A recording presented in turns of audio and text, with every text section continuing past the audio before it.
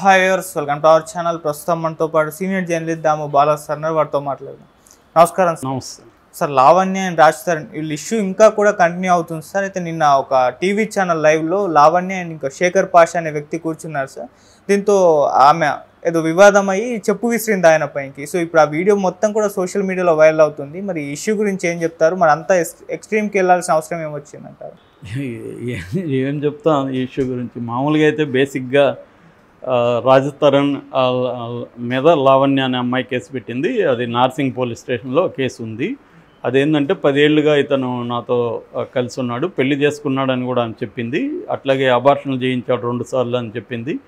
So ఇప్పుడు అతను నన్ను వదిలేసాడు కాబట్టి అతను మీద చర్య తీసుకున్నాను ఆమె కేసు పెట్టింది. మామూలుగా ఇప్పుడు కొత్త సెక్షన్ BNS 69 ప్రకారం అయితే ఫాల్స్ ప్రామిసెస్తో ఎవరైనా ఒక అబ్బాయి తప్పుడు హామీలు ఇచ్చి ఒక అమ్మాయితో సహజీవనం చేసి తర్వాత విరమించుకుంటే అతనికి 10 ఏళ్ళ వరకు జైలు శిక్ష ప్లస్ ఫైన్ కూడా పడే అవకాశం ఉంది. కాకపోతే ఇక్కడే ప్రాబ్లం ఏంటంటే ఫాల్స్ ప్రామిసెస్ అంటే ఏంటి? ఇప్పుడు 10 ఏళ్ళు కలిసి ఉన్నాక ఒక అమ్మాయికి అబ్బాయికి మధ్య ఇబ్బందులు రావచ్చు. ఆ అమ్మాయికి ఫర్ ఎగ్జాంపుల్ ఆ అమ్మాయికి మల్టిపుల్ అఫైర్స్ ఉండొచ్చు. ఆ అమ్మాయి తన తల్లిదండ్రులని నీచంగా హీనంగా చూడొచ్చు. ఎగ్జాంపుల్ చెప్తున్నాయి. అలాగా ఉన్నప్పుడు ఈ అబ్బాయి ఏం చేయాలి? బలవంతంగా అమ్మాయి దగ్గరే ఉండాలా?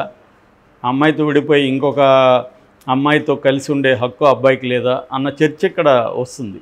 సో ఇది అంటే కల్చర్లో విపరీతంగా మార్పులు వచ్చేసాయి. దానికి తగినట్టు చట్టాలు ఉండట్లే. చట్టాలేమో పాత పద్ధతుల్లోనే మగవాళ్ళే నేరస్తులు అన్నట్టుగా చెప్తుంది. కల్చర్లేమో అమ్మాయిలలో చాలా మార్పు వచ్చేసింది. అమ్మాయిలకి ఫైనాన్షియల్ ఇండిపెండెన్స్ వచ్చింది, ఫ్రీడమ్ వచ్చింది. వాళ్ళకి ఇప్పుడు ఏంటంటే ఆశలు కోరికలు పుట్టాయి. తమకి 10 మంది అబ్బాయిలతో ఎంజాయ్ చేయాలి. అట్ ద సేమ్ టైం ఒకడు సెక్యూరిటీగా ఒక మొగుడు అనేవాడు కావాలి. వీడేమన్నా చేస్తే వీడిని కేసు పెట్టి వేధించాలి. వాడు సంపాదించిన డబ్బులో ఏల్మని భరణం పేరుతో వాడిని ఇచ్చేయాలి. ఇవన్నీ అమ్మాయిలు కూడా చేయడం మొదలుపెట్టారు. వాళ్ళ సంఖ్య తక్కువే ఉండొచ్చు, కాదన్నా నేను. ఎంత ఉందనేది ఎవరు రీసెర్చ్ ఏం దాని మీద చేయలేదు కానీ బట్ పెరుగుతుంది. మన కళ్ళ ముందు అయితే చాలా కేసులు నేనైతే వింటున్నాను. సో ఈ కాంటెక్స్లో చట్టమేమో క్రిమినలైజేషన్ ఆఫ్ సిటిజన్లను నేరస్తులుగా చూసే విధంగా చట్టాలు ఉంటున్నాయి. కల్చర్లో తీసుకున్నప్పుడు విపరీతంగా మనకి మార్పు వచ్చేస్తుంది. ఈ కాన్ఫ్లిక్టు రాజ్ తరుణ్ లావణ్య విషయంలో కూడా కనబడుతుంది.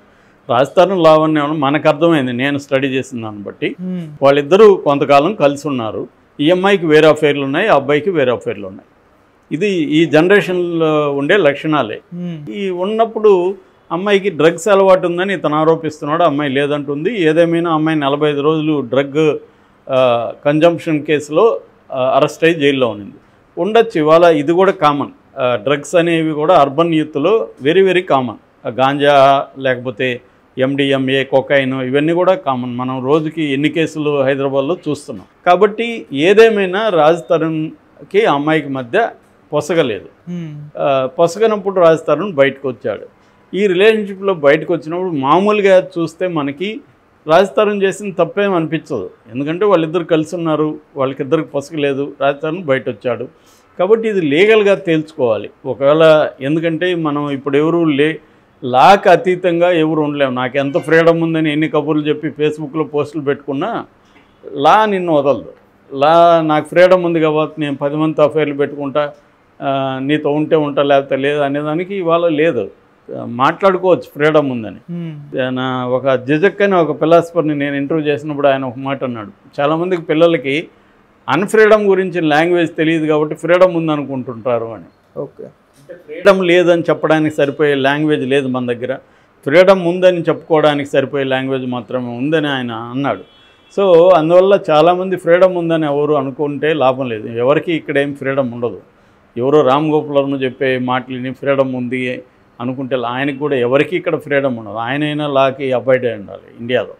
సో ఈ కాంటెక్స్లో ఏమైందంటే వీళ్ళిద్దరు విడిపోయారు. రాజ్ తరుణ్ మామూలుగా బయటికి వెళ్ళారు. ఇప్పుడు ఆ అమ్మాయి లీగల్గా ఆ అమ్మాయికి వర్కౌట్ అయ్యే పరిస్థితి కనిపించలేదు.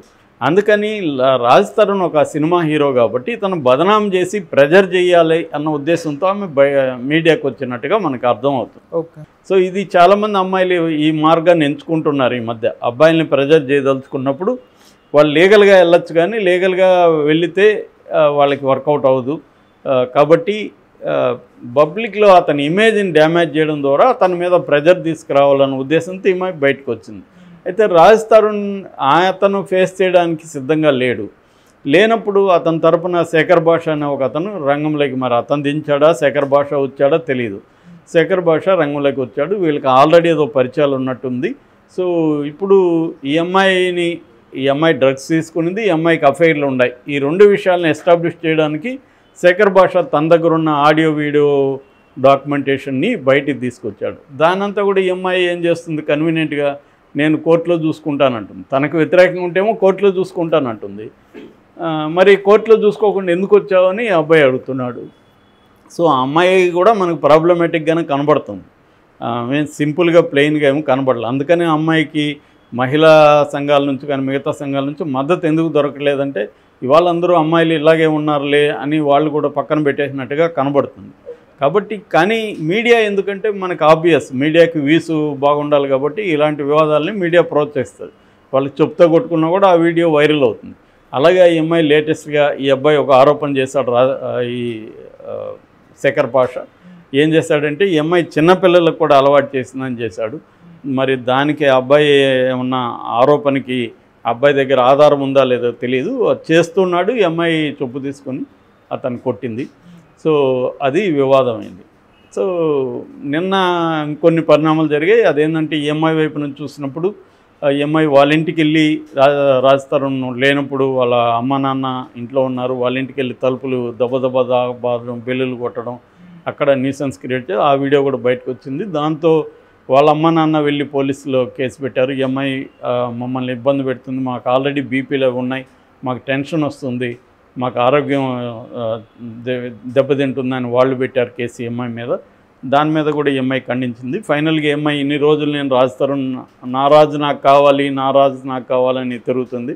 ఇప్పుడు నాకు ఇంకా అతను వద్దనుకున్నప్పుడు నేను ఏం చేయలేను, అతను చనిపోయినాడు అనుకుని దండేసి నేను నా లైఫ్ నేను జీవిస్తాను, కానీ నాకు జరిగిన అన్యాయానికి న్యాయం జరగాలంటుంది. లీగల్గా చూసుకున్నప్పుడు ఆమెకి అన్యాయం జరిగిందని కోర్టులో ప్రూవ్ అయితే మనం మాట్లాడడానికి ఏం లేదు. కానీ బయట నుంచి చూసినప్పుడు మీరిద్దరు కలిసి ఉన్నారు, మీరిద్దరూ అబార్షన్ అంటుంది. అబార్షన్ ఏమి వద్దని చెప్పాలి కదా, మరి ఎందుకు చేసుకుంది ఈమె కూడా? సో అబార్షన్ అనేది ఇద్దరు కలిసి చేసుకున్నారు. అసలు అబార్షన్లు వరకు వచ్చే పరిస్థితి లేదు ఇవాళ. టెక్నాలజీ ఉన్నప్పుడు ఇద్దరు తెలివైన వాళ్ళు అయితే అబార్షన్ వరకు కూడా వెళ్ళాల్సిన అవసరం లేదు. 72 hours ఏదో పిల్లు ఉంది, ఇంకా చాలా ఉన్నాయి కాంట్రసెప్టివ్ మీద. అవన్నీ ఎందుకు పాటించలేదు తెలియదు. మరి సరే అబార్షన్ వరకు తెచ్చుకున్నారు, 10 ఏళ్ళు అయిపోయింది. అతను వద్దనుకున్నప్పుడు ఎంఐకి కూడా వేరే అఫైర్లు ఉన్నాయనేది మనకు అర్థమవుతుంది. ఉన్నప్పుడు మరి ఎందుకు మళ్ళీ వాడే కావాలి? ఇక్కడే సమస్య. అమ్మాయిలకి ఏంటంటే ఇప్పుడు ఇవాళన్న జగ్మంట్ బౌమన్ అనే సోషాలజిస్టు దీని మీద చాలా వర్క్ చేసి ఆయన లిక్విడ్ లవ్ అనే ఒక బుక్ కూడా రాశాడు. అదేంటంటే ఇవాళ డిస్పోజబుల్ లవ్లు ఉన్నాయంటాడు. అంటే use and throw love, dispose చేసేయడం, ఒకసారి ప్రేమ ఉండడం దాన్ని డిస్పోజ్ చేసేయడం. అలాగే అన్ని డిస్పోజబుల్ గూడ్స్ వచ్చినట్టుగానే ప్రేమ కూడా ఒక డిస్పోజబుల్ గూడ్ అయిపోయింది.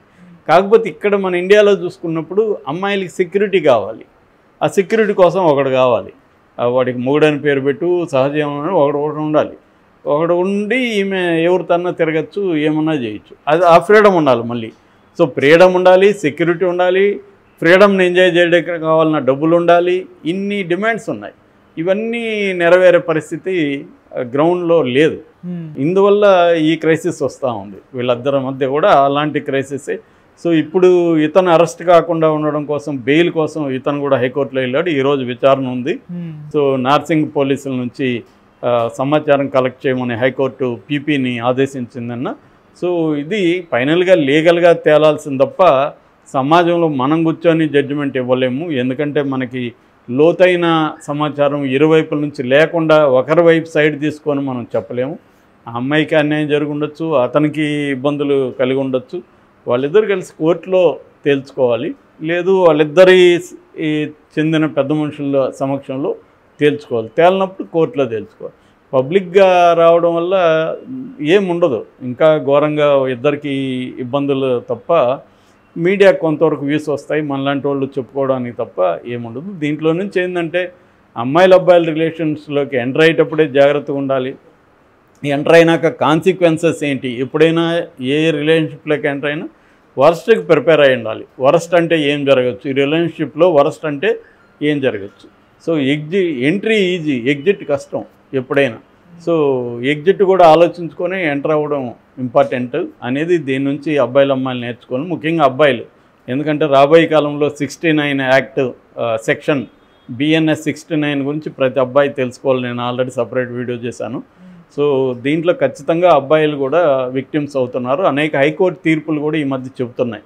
ఎందుకంటే 16 ఏళ్ళ అమ్మాయి 18 ఏళ్ళ అబ్బాయిని సెడ్యూస్ చేస్తుంది, వాడు అమ్మాయితో లైంగిక అఫేర్ పెట్టుకుంటాడు.